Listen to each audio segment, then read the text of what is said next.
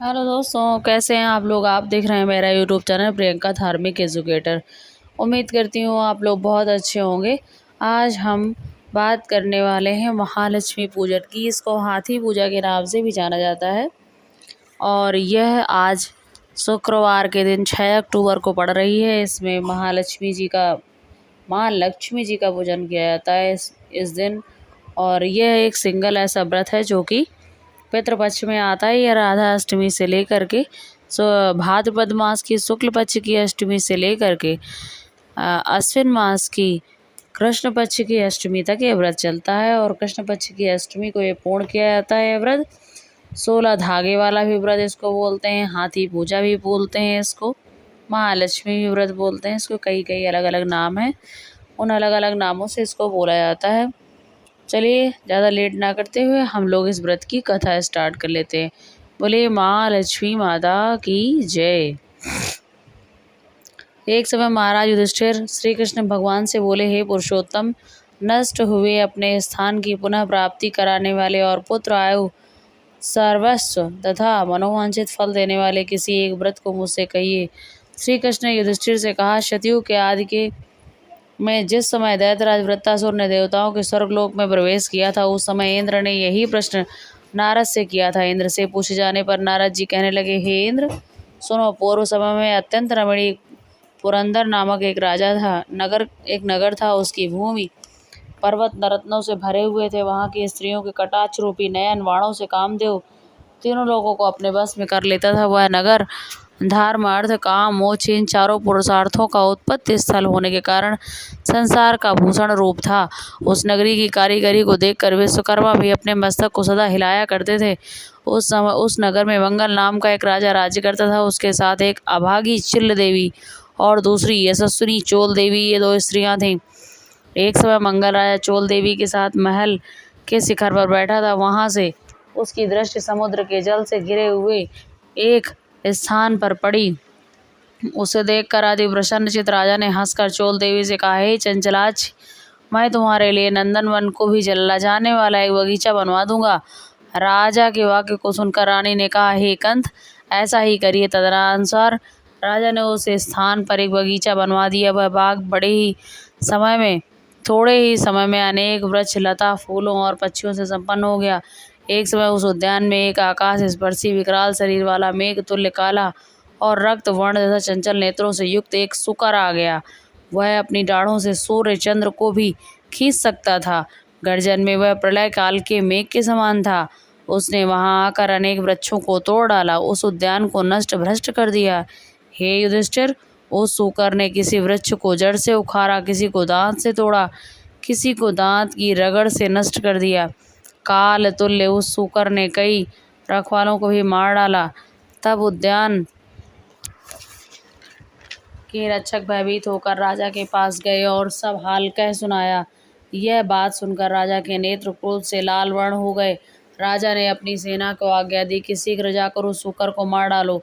तदनंतर राजा भी एक मतवाले हाथी पर सवार होकर उद्यान की ओर चल पड़ा। वह सेना अश्व समूह रूपी वस्त्र से ढकी हुई पृथ्वी को हिलाती तथा रथों की तीव्र गति से उत्पन्न पवन से पर्वतों को कँपाती तथा पैदल सेना के शब्द से दिशाओं को पूरित करती हुई बगीचे के समीप पहुंची और चारों ओर से घेर लिया। अपने उच्च घोष से दसों दिशाओं को प्रतिध्वनित करता हुआ राजा बोला, जिसके रास्ते से यह सूकर धाम निकल जाएगा, उस सिपाही का सिर शत्रु की भांति काट डालूंगा। राजा के वचन सुनकर सूकर जिस मार्ग में राजा खड़े थे, उसी मार्ग से मनुष्यों की सी चेष्टा करता हुआ निकल गया और राजा कोड़े से अपने घोड़े को मारते ही रह गए। राजा लज्जा से चंदवत कलंकित होकर सूकर के पीछे पीछे सिंह व्याघ्र से युक्त घोर जंगल में जा निकला। उस वन में तमाल, ताल, हिताल, साल, अर्जुन आदि के वृक्ष थे। वहाँ विविध लताएं थीं। झिल्लियों के झंकार से दसों दिशाएं मुखरित थीं। उस घोर वन में राजा एकाग्रचित से होकर उस सूकर को ढूंढ रहा था। एकाएक सूकर से सामना हो गया। तब राजा ने वैसे ही बाण से उस सूकर को घायल कर दिया, जैसे ही इंद्र ने पर्वतों के पंख काटे थे। बाण के लगते ही उस सूकर अपने अधम शरीर को छोड़कर दिव्य गंधर्व स्वरूप धारण कर विमान पर जा बैठा। गंधर्व बोला, हे महिपाल, आपका कल्याण हो। मैंने अब मुझे आपने सूकर योनि से छुटकारा दिलाया है, सो बड़ी कृपा की आपने। अब मेरा हाल सुनिए। एक समय ब्रह्मा जी देवताओं से घिरे हुए बैठे थे।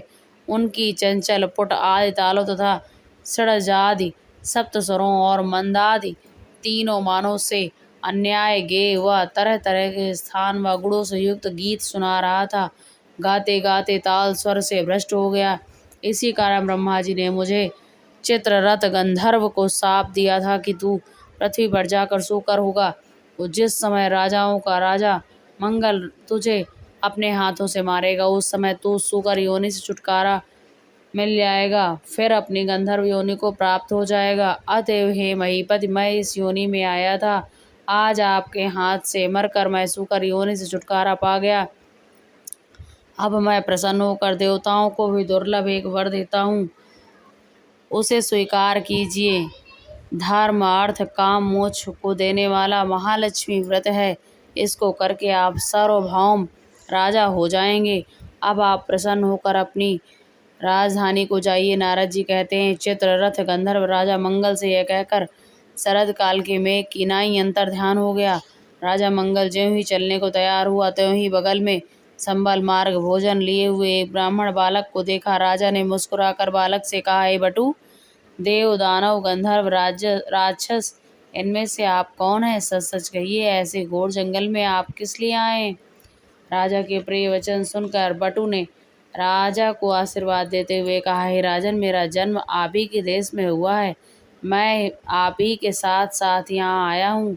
मेरे योग्य यदि कोई कार्य हो तो बतलाइए। राजा ने कहा, आज से मैं आपको नूतन कहूँगा। हे बटू, अगर यहाँ कोई तालाब हो तो उसमें से मेरे लिए थोड़ा सा जल ले आइए। राजा के वचन सुनकर बटू ने राजा को एक बरगद की छाया में बैठा दिया और स्वयं घोड़े पर सवार होकर पक्षी गणों के करलव सुनता हुआ आगे चल पड़ा। थोड़ी ही देर दूर आगे जाने पर उसे एक अति रमणीक तालाब दिखलाई दिया। वह तालाब कमला लक्ष्मी जी का निवास स्थान रथांग चकवा चकई से भूषित वनस्पतियों से युक्त होने के कारण नारायण के समान दिखाई देता था। वह तालाब वायु के सैकड़ों यत्नों को निष्फल करने वाला, विषरहित अगस्त्य मुनि की पिपासा को शांत करने वाला, समुद्र से भी अधिक गंभीर शीतल मंद सुगंध वायु स्वच्छ जल से परिपूर्ण था। ज्यों ही उसके निकट वह बटू घोड़े को लेकर गया, तभी कीचड़ में धंस गया। वह घोड़े से उतरकर चारों ओर देखता हुआ उस तालाब के निकट पहुंचा, जहां कुछ स्त्रियां एक झुंड में देखा।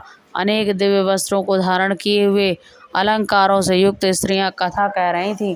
अनंतर वह स्त्रियों के पास जाकर अपना वृत्तांत बताया और कहने लगा, हे बहनी, बड़ी भक्ति से यह आप क्या कर रही हैं? इसकी क्या विधि है? इसको करने से क्या फल होता है? सो मुझे बतलाइए।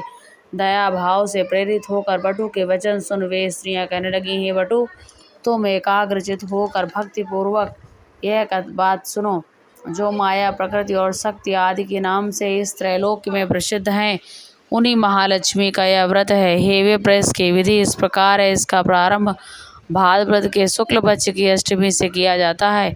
उस दिन प्रातः काल उठकर 16 बार हाथ पांव मुंह धोकर तंतुओं से बना तथा 16 ग्रंथि से युक्त एक डोरी बनाकर उसे चमेली के पुष्प, कपूर, चंदन, अगर इत्यादि सुगंधित पदार्थों से पूजकर महालक्ष्मी नमः इस महामंत्र से उसकी 16 ग्रंथियों को अभिमंत्रित करें और हे कहें, हे महालक्ष्मी, धन धान्य पृथ्वी धर्म कीर्ति आयु श्री घोड़ा हाथी और पुत्र आदि यह सब मुझे प्रदान करिए। इस प्रकार प्रार्थना करके उस डेरे को दाहिने हाथ में बांधें और अक्षसों के साथ 16 दूब के पौधों को हाथ में लेकर मन लगाकर कथा सुने।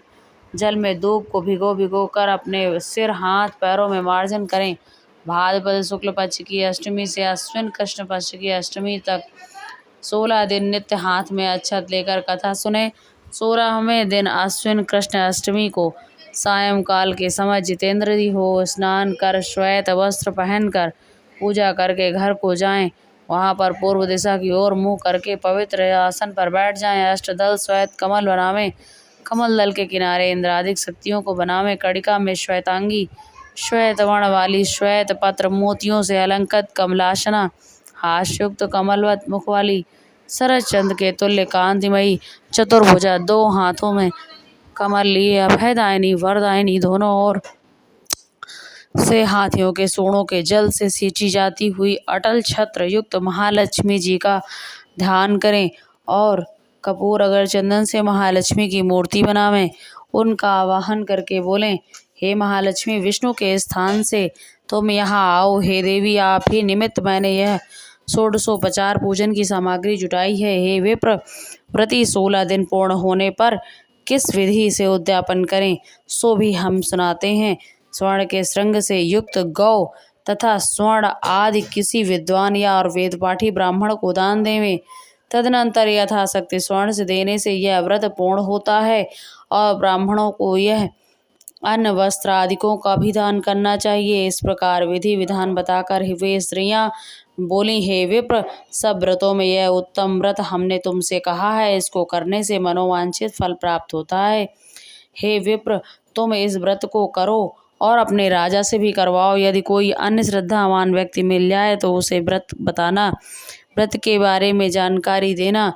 हाँ, नास्तिकों के सामने यह व्रत कभी मत कहना। स्त्रियों के वचन सुनकर ब्राह्मण बालक उन स्त्रियों को नमस्कार करके घोड़े को कीचड़ से निकालकर और उसे पानी पिला कमल के पत्तों में राजा के लिए जल लेकर घोड़े पर चढ़कर राजा के पास आया। राजा को जल देकर उक्त व्रत का महत्व राजा को बताया। अनेक प्रकार की सामग्री एकत्र करके उस व्रत को राजा से कराया। राजा मंगल इसके व्रत के प्रभाव से राजाओं में श्रेष्ठ राजा हो गया। तदनंतर वह राजेंद्र घोड़े पर सवार होकर ब्राह्मण बटु के साथ अपनी पुरी के निकट जा पहुंचा। अपने राजा को आते देखकर पुरवासियों ने तुरही आदि बजाओं को बजाते हुए हाथों में बड़ी बड़ी ध्वजाओं तथा माला को लिए कलशों को सिर पर रखे और घंटा आदि बजाते हुए उस समय नगर अत्यंत सुशोभित था। मार्ग में रूपवती स्त्रियां राजा के दर्शन के लिए दौड़ कर आईं। कोई स्त्री हाथ में हार लिए, कोई खुले केस, कोई आंख में अंजन लगाए, कोई नितंबों के उभार से बोझिल, कोई दुष्ट पुष्ट स्त्रों वाली स्त्री राजा को देखने के लिए तन बदन की सुधि भूल कर दौड़ आई। इस प्रकार अनेक स्त्रियां राजा को देखने आईं। तब दर्शन होते हुए राजा मंगल उस ब्राह्मण सहित अपने महल के समीप पहुंचे। स्त्रियों द्वारा फेंके हुए धान के लावों से पूजित हो उस ब्राह्मण बटु के सहारे घोड़े से उतरकर महाराज मंगल अपनी पटरानी चोल देवी के महल में गए। जाते ही रानी ने राजा के हाथ में एक डोरा बंधा देखा। इस पर रानी ने अत्यंत क्रोध करके कहा कि मालूम होता है राजा शिकार के बहाने किसी दूसरी स्त्री के पास गया था। उसी के सौभाग्य के लिए राजा ने हाथ में डोरा बांध रखा है। उसी का भेजा हुआ यह ब्राह्मण बालक भी मुझे देखने यहाँ आया है। ऐसा विचार करके चोल देवी ने राजा के हाथ से बंधा डोरा पृथ्वी पर तोड़कर फेंक दिया। राजा मंगल भी सामंत मंत्री और अन्य नौकरों के साथ वन की बातें कर रहा था। इसी कारण रानी को डोरा तोड़ते नहीं देख सका। संयोगवश उस समय चिल्ल देवी की एक दासी कुछ देखने आई थी। उसने वह डोरा उठाकर उस ब्राह्मण से उसका कारण और व्रत पूछा। तब दासी ने चिल्ल देवी के पास जाकर यह व्रत बताया और ब्राह्मण को बुलाकर विधिवत महालक्ष्मी का उत्तम व्रत किया। 1 वर्ष बाद महालक्ष्मी के दिन चिल्ल देवी के मकान में बजाओ का शब्द हुआ और यह शब्द राजा मंगल ने भी सुना। तब राजा को महालक्ष्मी के व्रत की याद आ गई। अब वह बटू से कहने लगा, अरे आज महालक्ष्मी का भोजन का दिन है, वह मेरा डोरा कहाँ है? पूछने पर बटू ने चोल देवी के द्वारा तोड़े जाने का हाल कहा। सो सुनकर राजा चोल देवी पर अत्यंत कुपित हुआ और कहने लगा, आज से चिल्ल देवी के घर में ही मैं पूजा करूंगा। ऐसा विचार कर राजा बटू के साथ लक्ष्मी जी के पूजन के लिए चिल्ल देवी के घर गया। उस समय लक्ष्मी जी एक वृद्धा रूप धारण करके परीक्षा लेने के लिए चोल देवी के महल में पहुंच गई। चोल देवी वृद्धा रूप धारिणी लक्ष्मी जी से कहने लगी, अरे दुष्टे, तो यहाँ शीघ्र से चली जा। मेरे घर में आने से तेरा क्या लाभ है? दुष्ट चोल देवी से अपमानित महालक्ष्मी जी चोल देवी को शाप देती हुई कहने लगी, तूने मेरा अनादर किया है, इस कारण जा तू शुकरमुखी हो जा और यह मंगल पर कोलपुर हो जाए। तभी से वह नगर कोलपुर कहलाने लगा।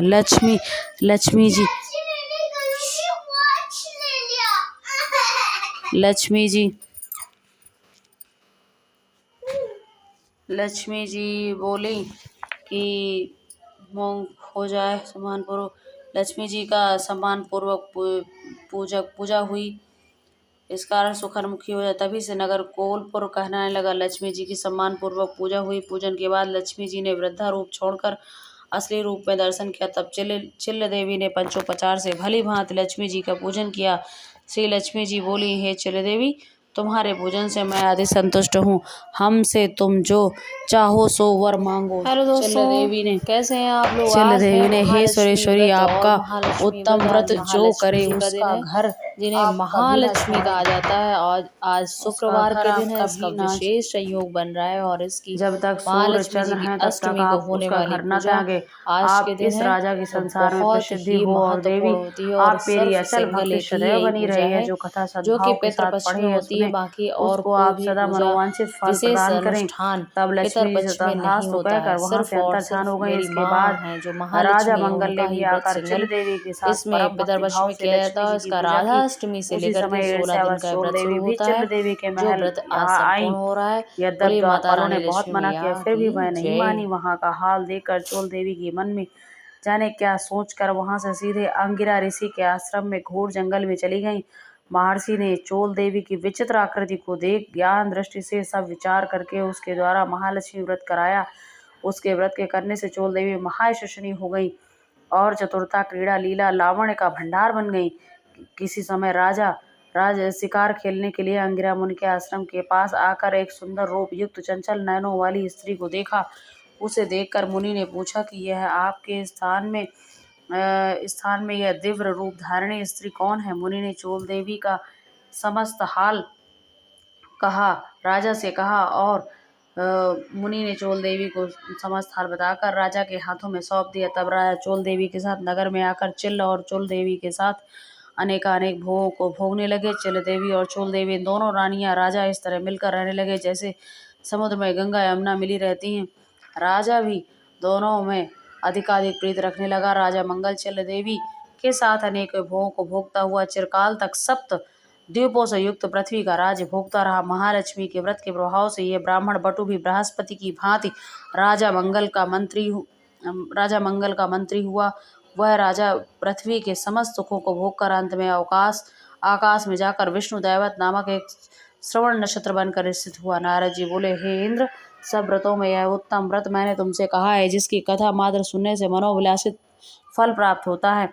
जैसे तीर्थों में प्रयाग, देवताओं में भगवान और नदियों में गंगा पुनीत मानी जाती है, उसी भांति यह व्रतों में सबसे उत्तम माना जाता है। हे इंद्र, अर्थ काम मोक्ष को यदि तुम चाहो तो श्रद्धा से युक्त होकर इस व्रत को करो। इसको करने से महालक्ष्मी धन धान्य की पूर्ति करती हैं। पृथ्वी, धर्म, कीर्ति, आयु, यश, श्री, घोड़े, हाथी और पौत्रोपादिक सब कुछ देती हैं। भगवान श्री कृष्ण युधिष्ठिर से बोले, हे युधिष्ठिर, जो नारद जी द्वारा कहा गया यह व्रत देवराज महाराज इंद्र ने किया, इसी व्रत के प्रभाव से इंद्र को मनोवांछित फल प्राप्त हुआ। आप भी इस व्रत को करें तो अवश्य ही मनोवांछित फलों की प्राप्ति होगी, पौत्र पौत्रादिक की वृद्धि होगी। यह कथा श्री कृष्ण भगवान ने महाराज युधिष्ठिर से कही। मैं आप लोगों से फिर से भी कहता हूँ कि अपनी मनोकामना सिद्ध के लिए यह व्रत सबको करना चाहिए। इसके करने मात्र से ही मनोवांछित फल की प्राप्ति की जाती है। बोले महालक्ष्मी माता की जय। कथा संपूर्ण हुई। प्लीज़ मेरे चैनल को, अगर मेरी वीडियो आपको पसंद आई तो प्लीज़ मेरे चैनल को लाइक शेयर सब्सक्राइब जरूर कीजिएगा। Thank you, bye bye, take care, love you all guys.